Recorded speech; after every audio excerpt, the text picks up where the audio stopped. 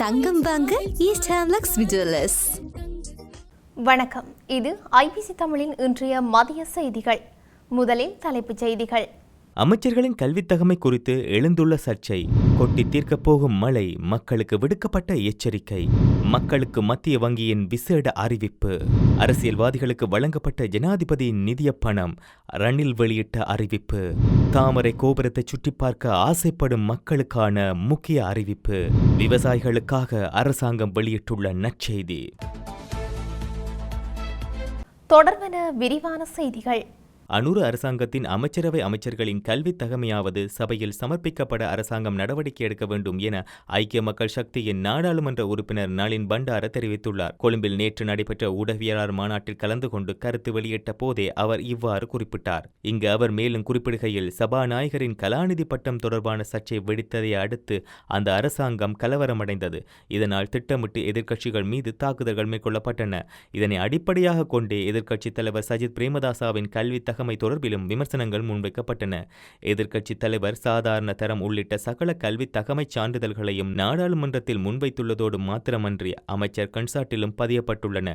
தேசிய மக்கள் சக்தியின் கலாநிதிகளும் பேராசிரியர்களும் வைத்தியர்களும் என்ன ஆனது? ரிஸ்வி சாலி விசேட வைத்திய நிபுணர் என குறிப்பிடப்பட்டுள்ளமை தொடர்பில் இலங்கை வைத்திய சபையிடம் ஐக்கிய மக்கள் சக்தியின் சட்டத்தரணிகள் குழு முறைப்பாடு அளித்திருந்தது. ஓரிரு தினங்களுக்குள் அவர் வைத்தியரா அல்லது விசேட வைத்திய நிபுணரா என்பது தெரியவரும். அமைச்சர் உபாலி பன்னிலேக்கே தொடர்பில் சமூக வலைதள செயற்பாட்டாளர் ஒருவரால் வழக்கு தாக்கல் செய்யப்பட்டுள்ளது. அரச உத்தியோகத்தர்கள் ஏதேனும் ஒரு தேர்தலில் களமிறங்குவதாயின் வேட்புமனு தாக்கலுக்கு முன்னர் அந்த பதவியில் இருந்து விலக வேண்டும். அமைச்சர் உபாலி பன்னிலேக்கே தேர்தலுக்கு முன்னர் பல்கலைக்கழகம் ஒன்றில் பணியாற்றியிருக்கின்றார். ஆனால் வேட்புமனு தாக்கல் செய்யும் போது அவர் அந்த பதவியில் இருந்து விலகியிருக்கவில்லை. வேட்புமனு தாக்கலின் பின்னர் இந்த தொழிலுக்கான சம்பளத்தையும் பெற்றிருக்கின்றார். அது மாத்திரமன்றி அவர் நாடாளுமன்ற உறுப்பினராக பதவியேற்றுக் கொண்ட போதும் முந்தைய பதவிகளிலிருந்து விலகவில்லை. அவர் அமைச்சரான பின்னரும் பல்கலைக்கழக பேராசிரியருக்குரிய சம்பளத்தை பெற்றிருக்கின்றார். இது பாரதூரமான காரணியாகும். எதிர்க்கட்சியினரின் தகுதிகளை ஆராய்வதற்கு முன்னர் இதற்கு அரசாங்கம் பதிலளிக்க வேண்டும். நீதி அமைச்சர் ஹர்ஷ நாணயக்காரவின் பெயருக்கு முன்னால் கலாநிதி பட்டம் இடப்பட்டமை தொடர்பில் அவரால் குற்றப்புலனாய்வு திணைக்களத்தில் செய்யப்பட்ட முறைப்பாட்டுக்கமைய குற்றப்புலனாய்வு அதிகாரிகள் நாடாளுமன்றத்திற்குள் பிரவேசித்தனர். இது தொடர்பில் நாடாளுமன்ற அதிகாரிகளுக்கு எதிராக நடவடிக்கை எடுக்க முடியாது. காரணம், இந்த தகவல்களை வழங்கியிருப்பது சபாநாயகர் அலுவலகமாகும். அவ்வாறாயின் குற்றப்புலனாய்வு பிரிவினர் சபாநாயகர் அலுவலக அதிகாரிகளிடமே விசாரணைகளை முன்னெடுக்க வேண்டும். இதற்கு பதிலளிக்க வேண்டியது சபை முதல்வர் பிமல் ரத்நாயக்காவே. எனவே தேசிய மக்கள் சக்தி அரசாங்கம் குறைந்தபட்சம் அமைச்சரவை அமைச்சர்களின் கல்வி தகமையாவது சபையில் சமர்ப்பிக்க நடவடிக்கை எடுக்க வேண்டும் என தெரிவித்தார். மேல் சப்ரகமுவ, தென் மற்றும் ஊவா மாகாணங்களிலும் நுவரேலியா, கண்டி மற்றும் அம்பாறை மாவட்டங்களிலும் மாலை அல்லது இரவு வேளைகளில் பல இடங்களில் மழை அல்லது இடியுடன் கூடிய மழை பெய்யக்கூடும் என எதிர்வு கூறப்பட்டுள்ளது. வளிமண்டலவியல் திணைக்களம் இன்று வெளியிட்டுள்ள அறிக்கையில் இதனை தெரிவித்துள்ளது. வடக்கு மற்றும் வடமேல் மாகாணங்களிலும் அனுராதபுரம் மாவட்டத்திலும் சிறிதளவு மழை பெய்யக்கூடும் என தெரிவிக்கப்பட்டுள்ளது.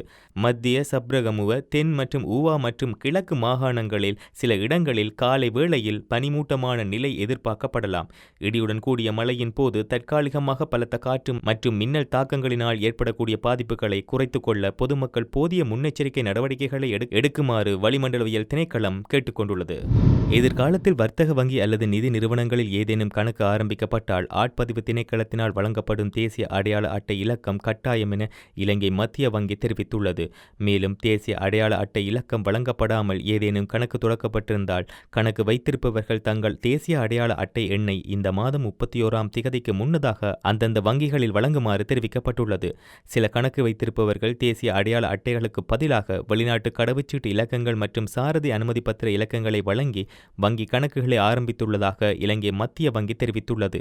எவ்வாறாயினும் இலங்கையர் அல்லாத ஒருவர் செல்லுபடியாகும் வெளிநாட்டு கடவுச்சீட்டு இலக்கத்தை வழங்குவதன் மூலம் வர்த்தக வங்கி அல்லது நிதி நிறுவனங்களில் கணக்கை ஆரம்பிக்க முடியும். இந்த நிலையில் வர்த்தக வங்கி அல்லது நிதி நிறுவனம் வீழ்ச்சி இழப்பீடு பெற தேசிய அடையாள அட்டை எண் அவசியம் என மத்திய வங்கி சுட்டிக்காட்டியுள்ளது.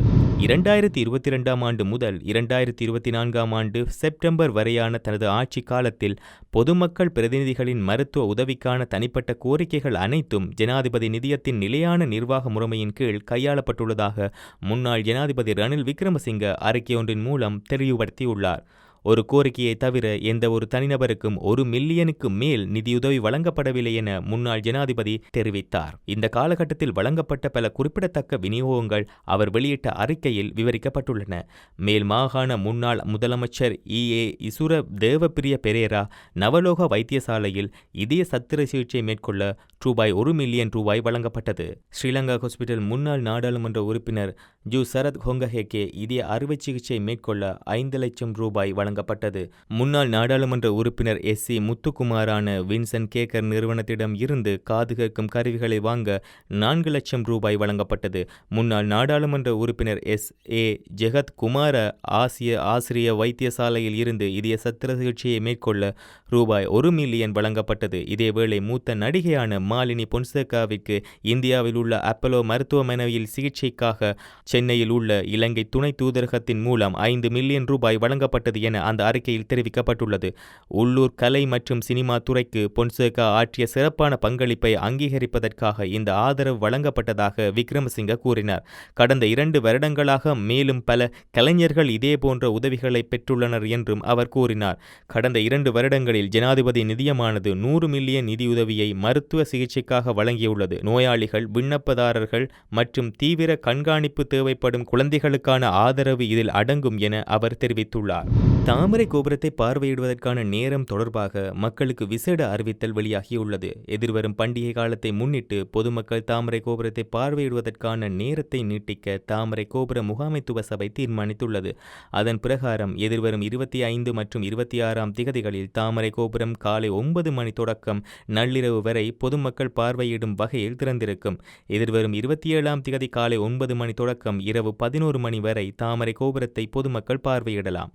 மேலும் எதிர்வரும் டிசம்பர் 31ஆம் திகதி காலை 9 மணிக்கு பொதுமக்கள் பார்வைக்காக திறக்கப்படும் தாமரை கோபுரம் அன்றைய தினம் விடியும் வரை திறந்திருக்கும். 2025ஆம் ஆண்டின் புத்தாண்டு தினமான ஜனவரி 1ஆம் திகதி நள்ளிரவு தொடக்கம் அடுத்த நாள் 2ஆம் திகதி மதியம் 1 மணி வரையான சுமார் 52 மணி நேரங்கள் வரை புத்தாண்டை முன்னிட்டு தாமரை கோபுரம் தொடர்ச்சியாக பொதுமக்களின் பார்வைக்காக திறந்து வைக்கப்படவுள்ளது.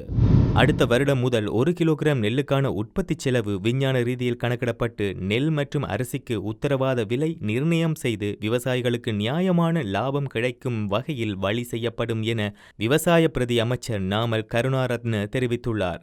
அடுத்த வருடம் முதல் 3 லட்சம் மெட்ரிக் டன் நெல்லை உத்தரவாத விலையில் கொள்வனவு செய்வதற்கு அரசாங்கம் நடவடிக்கை எடுப்பதாகவும், நுகர்வோருக்கு அநீதி இழைக்காத வகையில் அரிசியின் விலையை நிலைநிறுத்துவதற்கு அரசாங்கம் நடவடிக்கை எடுப்பதாகவும் அவர் கூறியுள்ளார். அரசாங்கத்திற்கு சொந்தமான 350 நெல் களஞ்சிய சாலைகளின் புனரமைப்பு பணிகள் ஏற்கனவே ஆரம்பிக்கப்பட்டுள்ளதாகவும் பிரதியமைச்சர் குறிப்பிட்டுள்ளார். தற்போது அரசாங்கத்திடம் உலர்த்தும் இயந்திரங்கள் இல்லை என தெரிவித்த விவசாய பிரதியமைச்சர் நாமல் கருணாரத்ன அதற்கான பணிகளை முன்னைய அரசாங்கங்கள் செய்யாமையின் விளைவுகளை அனுபவிக்க நேரிட்டதாகவும் தெரிவித்துள்ளார். இது தொடர்பில் உடனடி பதில்கள் இல்லை என்றாலும் அரசாங்கம் சிறு மற்றும் நடுத்தர ஆலை உரிமையாளர்களுடன் இணைந்து இந்த தருணத்தை சமாளித்து அடுத்த பருவத்தில் நியாயமான விலையில் நெல்லை கொள்வனவு செய்யும் எனவும் அவர் மேலும் குறிப்பிட்டுள்ளார். இத்துடன் இன்றைய மதிய செய்திகள் நிறைவடைகின்றன.